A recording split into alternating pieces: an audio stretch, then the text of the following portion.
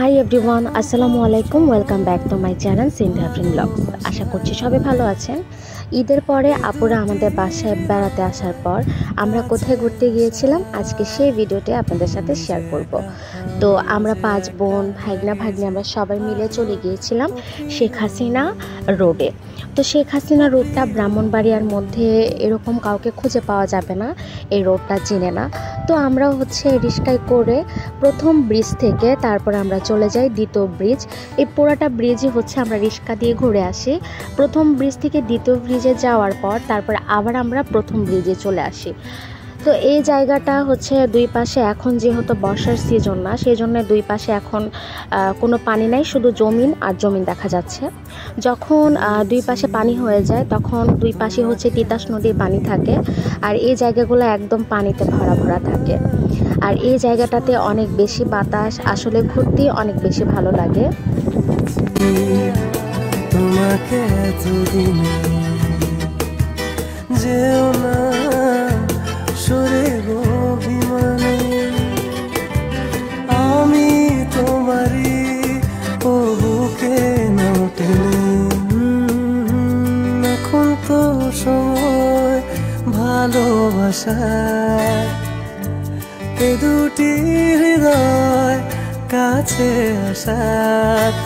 তুমি যে একা আমিও যে একা, লাগে যে ভালো। দ্বিতীয় ব্রিজ থেকে ঘুরে এখন আমরা প্রথম ব্রিজে চলে আসছি। আসার পরে এখানে আমার ভাগ্নের একটু ছবি তোলার পরে তারপর আমরা সবাই একসাথে চলে যাচ্ছিলাম রেস্টুরেন্টে। এই রেস্টুরেন্টটা একদমই নতুন দিয়েছে। আশেপাশের যে ছোট ছোট বাঁশের ঘরগুলো দেখা যাচ্ছে এগুলা আগে থেকে ছিল। তো এই রেস্টুরেন্টটার নাম ফুড কার্নিভেল। আমরা সবাই ডিসিশন নিয়েছিলাম আমরা রুফটপে যাব। তো যে এখানে আসার পর টুকটাক ভিডিও করে নিয়েছিলাম। আশেপাশের ভিউটা অনেক বেশি সুন্দর, যেহেতু বৃষ্টি আসার কিছুক্ষণ আগ মুহূর্তে ছিল, তার জন্য ওয়েদারটা বেশি ভালো লাগছিল। তো এই যে আমার ভাগনা ওরা বসে গিয়েছিল, তো ওদেরকে এখানে বসে একটু ভিডিও করে নিচ্ছিলাম। একটু সামনে আগানোর পর দেখতে পাচ্ছি একটা লাভ পয়েন্ট আছে। লাভ পয়েন্টেই অনেকে দাঁড়িয়ে ছবি তুলছিল। তারপর একটু সামনে আগানোর পরে দেখতে পাচ্ছি একটা দোলনা ছিল। আসলে হঠাৎ করে এত বেশি বাতাস আসছিল আর বৃষ্টি হবে, যার জন্য কোনোভাবেই থাকা সম্ভব হচ্ছিল না। এখন যে নিচে নামতেই হবে। কিছু আমাকে দিলে তুমি, রাত দিন তোমাকে ভাবি আমি। কিছু আমাকে দিলে তুমি, রাত দিন তোমাকে ভাবি আমি। কেন বোঝো না প্রেমের পাগলামি? ও এখন তো সময় ভালোবাসা, এ দুটি হৃদয়। রেস্টুরেন্টের নিচে নামার পর দেখতে পাচ্ছিলাম এত বেশি মানুষ, কোনোভাবেই বসার জায়গা পাচ্ছিলাম না। সেই জন্য এখানে টোটাল আধা ঘন্টার মতন দাঁড়িয়েছিলাম। পরবর্তীতে যে একটা টেবিল পাই, তখন ভাগ্নিদেরকে বলি বসার জন্য। তারপর যে আরও 2টা টেবিল পাই, তারপর সবাই বসে পড়ি, কারণ তখন বসার জায়গা পাচ্ছিলাম। আর এত মানুষ ছিল, ওরা ভালোভাবে সার্ভিসও দিতে পারছিল না। অর্ডার করেছিলাম পিৎজা, নাচোস, চাউমিন। তো আসলে ওদের সার্ভিস ওই দিন এত বেশি ভালো ছিল না, কারণ রেস্টুরেন্টে যেহেতু অনেক বেশি মানুষ ছিল আর রেস্টুরেন্টটা একদমই নতুন হয়ে।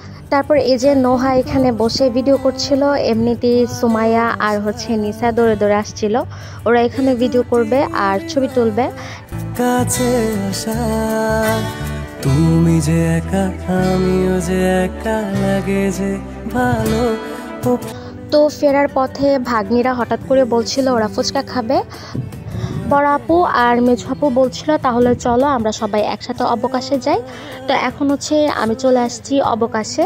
আর অবকাশ যেহেতু আমার বাসায় যাওয়া আসার পথে পড়ে, সেই জন্য আমার একদমই অবকাশে আসা হয় না। আর এখানে সামনে লেখা ছিল আই লাভ ব্রাহ্মণবাড়িয়া। আসলে আই লাভ ব্রাহ্মণবাড়িয়াতে ভালোভাবে ভিডিও কখনোই করতে পারবো না, কারণ এখানে সব সময়ই মানুষ থাকে, ভিডিও করার মতন কোনো স্পেসই থাকে না। তো এই তো আমরা সবাই ফুচকা খাচ্ছিলাম। ফুচকা খাওয়ার পরে কোল্ড ড্রিঙ্কস খেয়ে নিলাম আবারও, তারপরে খেয়ে নিচ্ছি কফি। তো কফি অথবা চা না খেলে তো কোনোভাবেই আমাদের ভালো লাগবে না, কারণ আমরা যেহেতু চা প্রেমী। তো খেয়ে নিলাম, তারপরে চলে আসলাম চানাচুর মাখা খেতে। তো আশা করি আমার আজকের মিনি ব্লগটি আপনাদের কাছে ভালো লেগেছে। সবাই আমার পেজের পাশে থাকবেন, আমার পেজটি অবশ্যই সাবস্ক্রাইব করে দেবেন।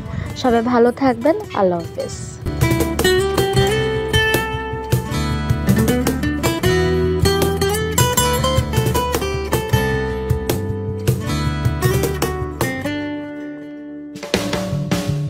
কিছু